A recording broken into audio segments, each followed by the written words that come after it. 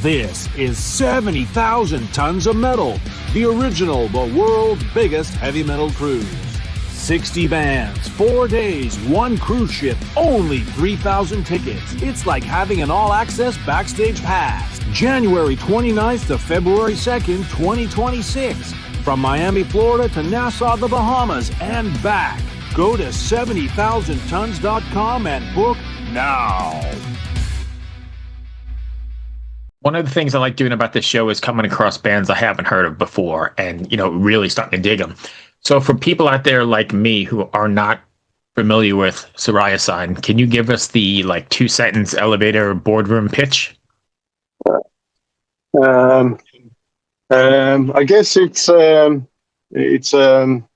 melodic hard rock band, and we have behind the music and behind the band is a concept that I started writing when I was 16, 17. So it's a melodic hard rock band that has a concept that we base all of our songs from, or stories within a concept, or a narrative that we draw everything from. Okay. So Shadows of a Dying Light, I guess it's due out on Halloween weekend? Yeah. Or on Halloween? Yeah. What's been the initial response to it so far? I have a great portion of anxiety right now because I wasn't prepared. It's only me that our record label has been in contact with, giving us some small insights on the upcoming reviews, and I've been getting kind of most of them in text by now, so they aren't published yet. But for me, the response has been a little bit overwhelming, to be honest. Yeah. Positive or negative? Positive. I think we got three reviews that we really wanted to have done from the US, and they gave us 9.5 out of 10, and Germany gave us 19 out of 20. You can't ask so more than that. I'm just so humbled, but I feel a lot of anxiety because I want to do better on the next one. Yeah, I mean, I imagine that's something that most artists are never really satisfied with their output, right? I don't know that I've talked to anybody who said that's my best work ever.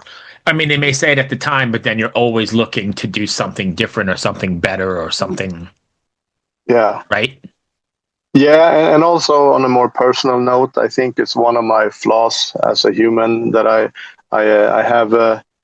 I don't think that highly of myself, and since I'm writing most of the stuff, there's always this thing in me. I'm always chasing the next thing. So this time around, I've promised my 3 bandmates that I'm gonna slow it down a bit and just enjoy the release, because I was already in the studio working on album 4. Oh, you're kidding? Yeah, I'm here now. That's my drum kit over there, and that's funny. Yeah. So I'm gonna chill. I'm gonna take it a bit. Take a chill pill.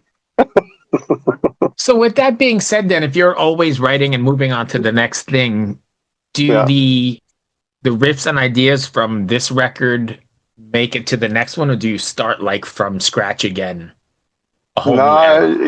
It's for me, since everything is okay. Let's break it down a bit. The concept that we set out to do from the beginning was it has an arch over 4 albums, right?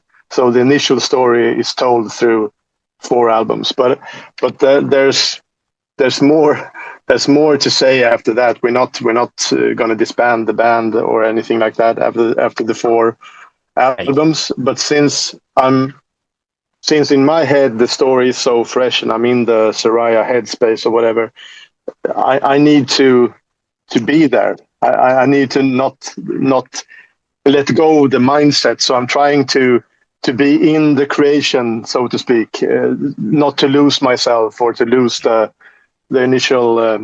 I don't know. I think it's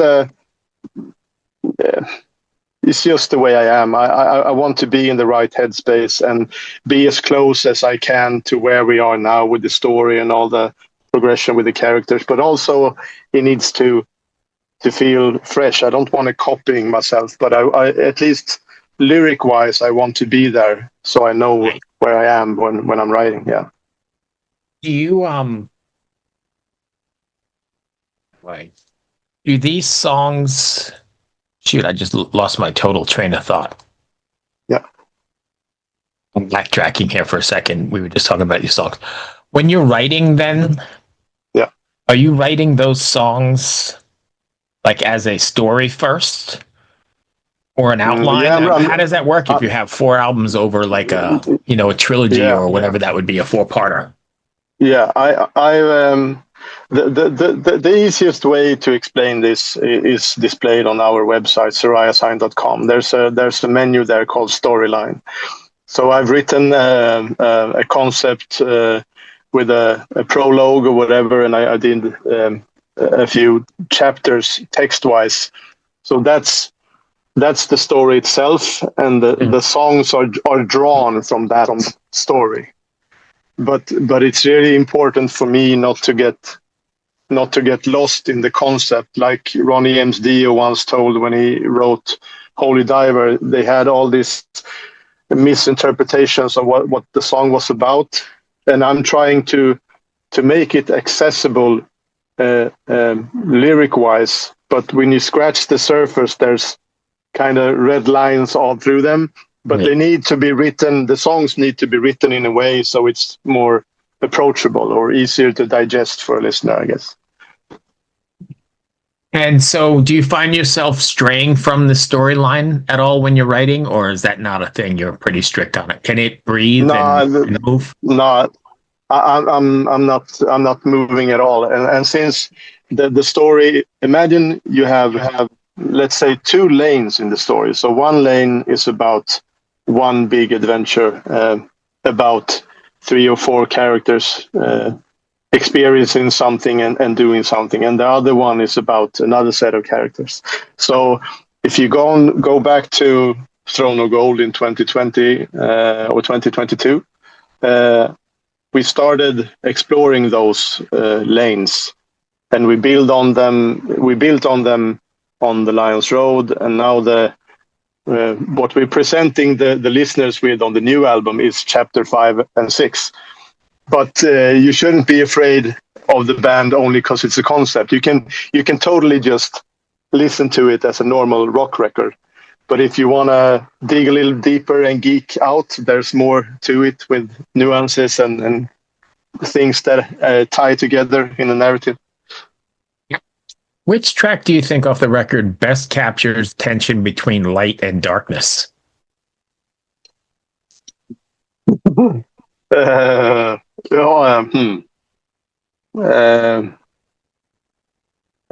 guess for me it's I think track number 3, Shades of Black, and there's another track called The Nameless Ones, and also maybe the closing track, Throne of Gold. Well, I think we dip in and out of those light and shades moments, and we have been doing so for a while. We find ourselves often in, how should I put this? We find ourselves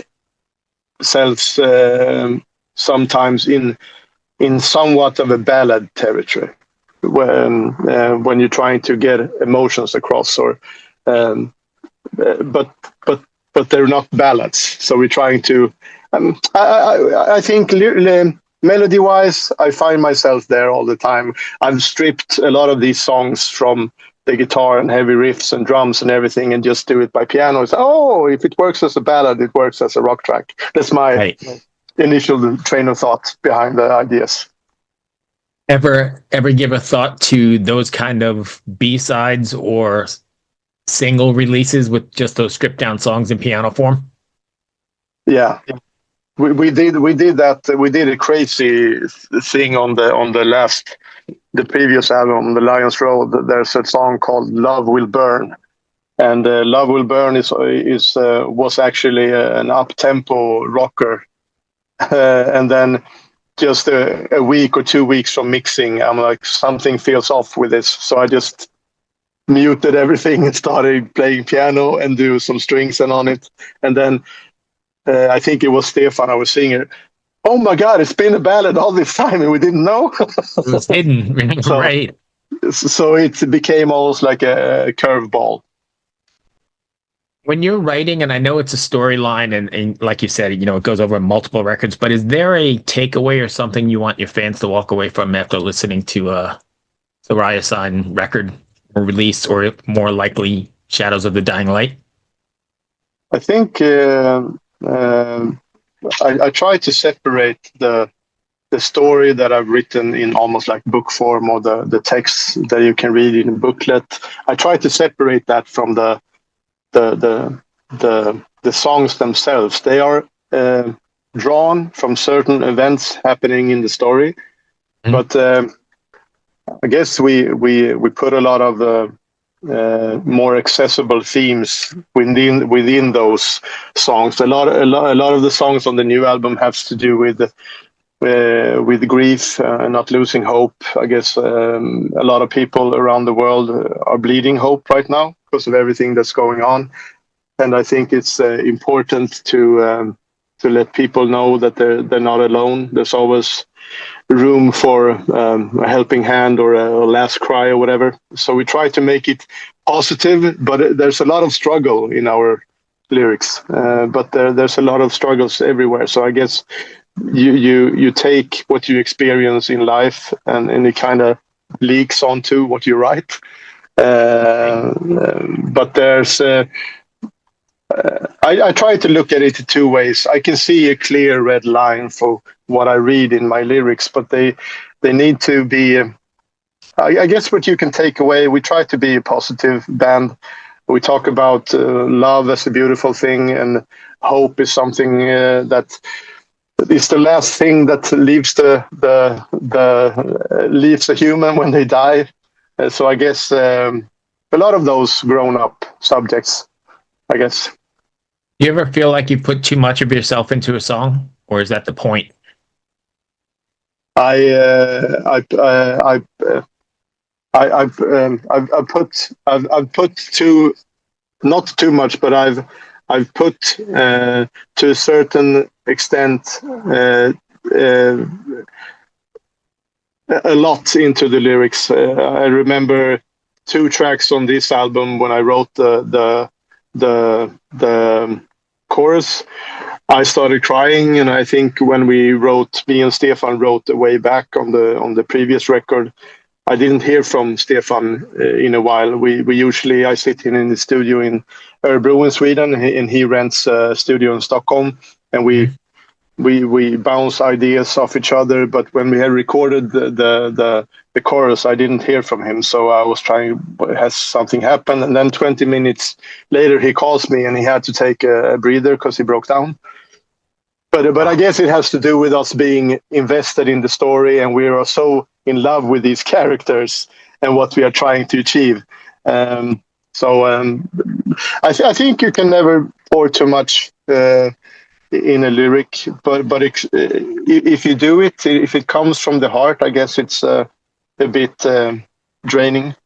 Can be, especially if you have to play that song then on tour or every night of the week or every other night, because you're like pulling the scab off, right? Yeah, I think it has a lot. All music is subjective, but I think we are tugging at the heartstrings on a lot of subjects, which I think is good, and it means to me more than just writing about this beautiful girl or this fast, cool car, right? Fair enough. Are you guys planning on taking this out on the road? Yes. Anything you can share with us, or not yet? Yeah, it was announced on a British radio show, I think 2 days ago, Wednesday. So festival coming up in Malmö in Sweden. Oh, nice. Together with Hardline and Tukedo and all those guys. So we are playing, I think we have spot 3 or 4 on the Friday night next summer. That's great. And are you planning on doing more videos, or is that the end of the videos? No. There's another video dropping for our latest single that we released a week ago, somewhere around a week ago, called "The Wanderer." So there's a continuation from the video that we did in One Last Cry. So it's more of an I guess action-packed, more of a little tiny movie. Yeah, cinematic then.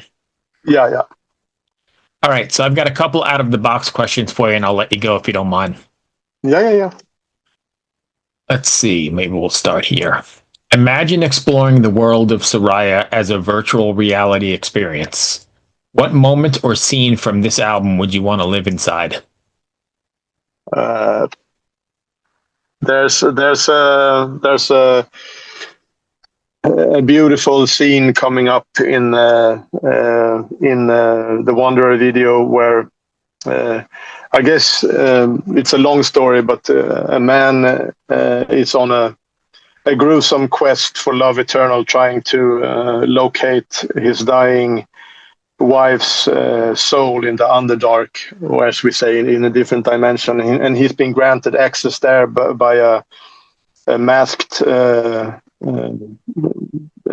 character called the Sandman, and they have a beautiful moment when they it's almost like a memory. The guy is reliving a memory from when his wife was young and when they got married, and they finally meet each other again, let's say, after all this struggle. So that's a moment. Another moment, I guess, would be when Stefan's character meets the Sandman for the first time. I would love to see his chambers and his big cathedral-looking palace from the inside. Yeah. Okay, fair enough. One more for you. Yeah. Let's see. If Shadows of a Dying Light were a dark fantasy film, what kind of protagonist could you cast to embody its themes? You mean as an actor? Yeah. That's I've our one of the main bad guys so far, I should say. You never know on the next record, but one of the bad guys is that golden mask guy called the Sandman.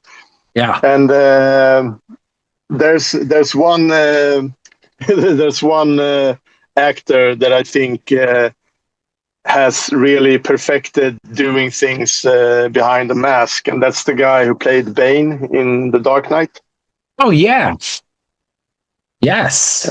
He has all of those little twinkles of his eyes and kind of weird nods that makes him look like I don't want to fuck with that guy.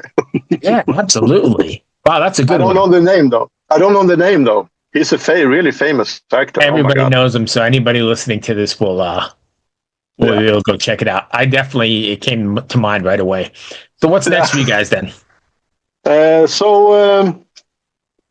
First off is we're releasing the album on the 31st of October.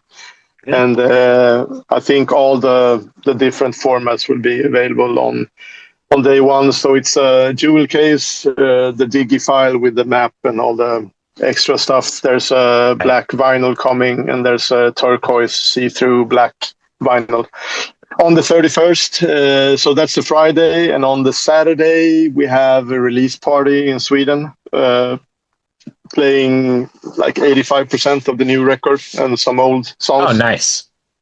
And then there's some gigs I can't talk about yet, and then we're aiming on a promotion cycle and targeting next summer for the festivals. Beautiful. Sorry, that is all I had. Did I miss anything you wanted to cover? I'm really happy that you reached out, so I'm just happy to be here. Oh yeah. If fans want to find you, can you give us your socials? Yeah, of course. Where can they find you? So they can find us on TikTok, Instagram, Facebook. There's always a good tip to check out Sarayasign.com because there's a lot of more to read about there if you want to dig beneath the surface of the songs. But other than that, you can just, if you're not interested, you can just listen to it and headbang away. So then lastly, before we go, can I get you to do a bumper for me? Your name, band, and you're listening to the Brutally Delicious podcast? Yeah, of course. I'm going to write on my computer so I'm not messing this up. Brutally Delicious podcast.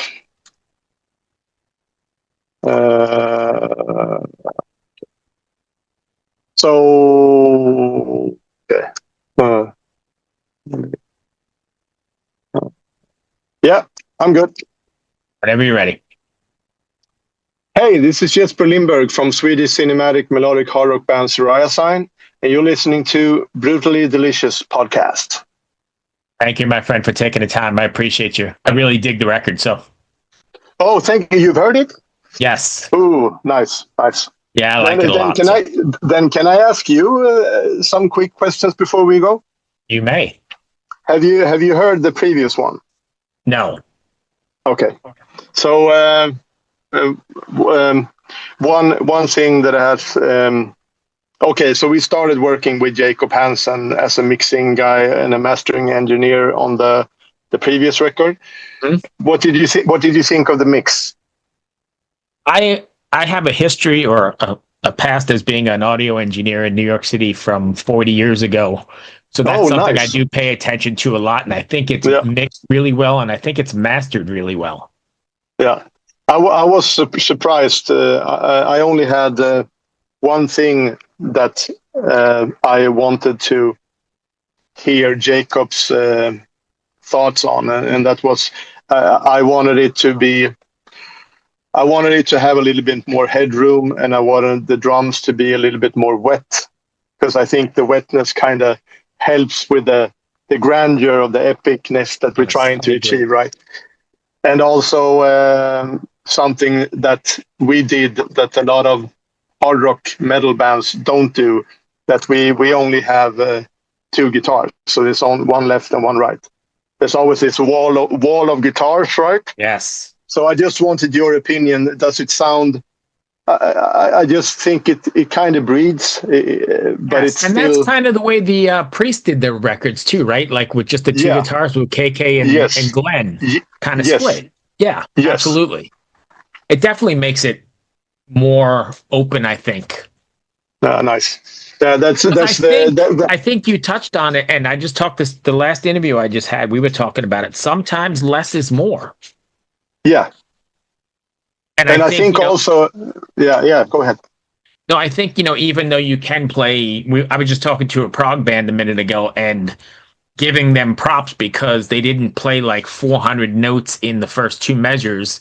There was restraint, right? They could play, we get it. But there's also, I think, something to be said for not playing. And also, I just wanted to let you know that I think our restraint in that, the only thing I can find as a reason for us doing it the way that we do, that we have such a huge respect for the story and how it's supposed to be preserved. And one of my favorite albums is Operation Mindcrime by Queensryche. So that's where I'm coming from. The first one. Yeah. Epic. Yeah, and another question that I wanted to since you have knowledge in audio engineering, Jacob Hansen has one of his traits, and you can listen to a lot of his catalog with bands like Amaranth and a lot of really how should I say, compressed mixes. I think this time he didn't kill all the room mics that he usually does, and he has a tendency to the cymbals are not really noticeable. I think this was a little bit more breathable to me. Is this just me, or was it? It sounds more. No, you can definitely hear them, acoustic. and I think we're going to go back to that whole thing. There's a talent in that too, right? Because you have to know. Yeah. You have to know when to compress and squash, but you don't want to squash necessarily for if you wanted that whole reverb kind of storyline opening. I think that's true. Yeah, cool. That's what I had, because that's been on my mind, and I'm just a drummer and a guitarist. So yeah. Awesome. I appreciate you taking the time.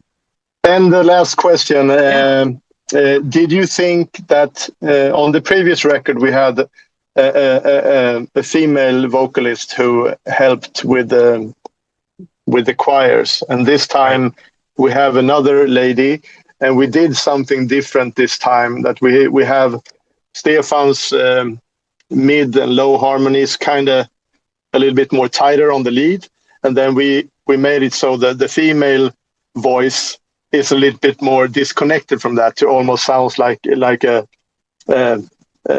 separate character singing something. Could you hear that, or was it just something that we tried? So I don't know that it stood out to me, but I can go back and listen now that you've said something. Yeah. Because we have a female character introduced in this story. That's why we wanted her present a little bit more as a separate entity. Yeah. Awesome. Makes sense. Yeah, Thank you for everything, man. Yeah, I hope it wasn't too bad. I know we just like to talk. No. It was awesome. Thank you for having me. Absolutely. Good luck with the record. I hope it does well for you, and we'll talk to you soon. Thank you. Take care. Cheers. Bye-bye. Bye. Bye-bye.